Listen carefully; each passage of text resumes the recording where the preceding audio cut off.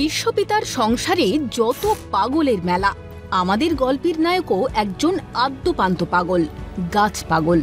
মানুষটার নাম অশোক রায়। কেউ ডাকে গাছ দাদু বলে, তো কেউ গাছ কাকু, কেউ বা সরাসরি গাছ পাগলা বলেই ডাকেন। সেই কোন ছোটবেলায় বাড়ির জমি বিক্রি আটকে দিয়েছিলেন গাছ লাগিয়ে, সেই শুরু।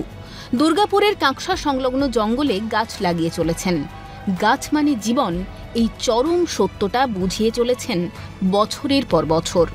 সহজ অর্থ, কিন্তু অত সহজে মানুষকে বোঝানো যায় না।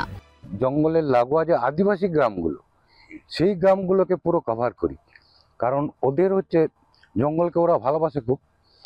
আর ওদেরকে আমি এটা দিই যে জঙ্গলে বাই চান্স লাগিয়ে দিলে জেনে দেওয়ার জন্য ফরেস্ট ডিপার্টমেন্টকে খবরটা দেওয়া হয়। কে আগুন লাগিয়ে দিল, ফোন নাম্বার দেওয়া আছে ওদের। আর গাছে আগুন লাগানো তো মহাপাপ, এটাও প্রচার করি চারিদিকে।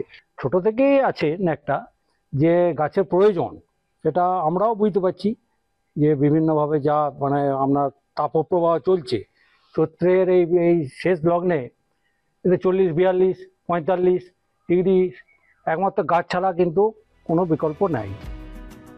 জঙ্গলে মাঝে মধ্যেই অজানা উদ্দেশ্যে আগুন লাগানো হয়, পুড়ে খাক হয়ে যায় বিঘার পর বিঘা জঙ্গল। গেলবাড়ির সুখা মরশুমে জঙ্গলের আগুনে পুড়ে গিয়েছে অশোকবাবুর গোটা 500 গাছ। জঙ্গলে আগুন লাগানো মহাপাপ।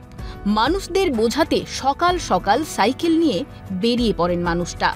গোটা দিন টহল দেন জঙ্গলে জঙ্গলে।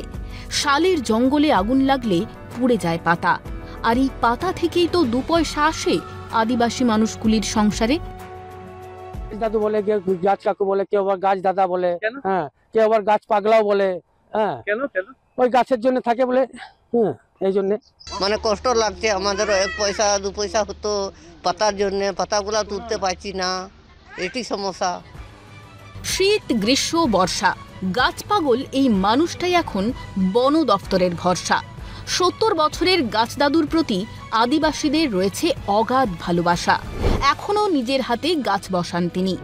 একটা সবুজ পৃথিবীর স্বপ্নে গোটা জীবন কাটিয়ে দিলেন গাছ পাগল মানুষটা। রাজেশ সেনগুপ্তের রিপোর্ট, ক্যালকাটা টেলিভিশন নেটওয়ার্ক।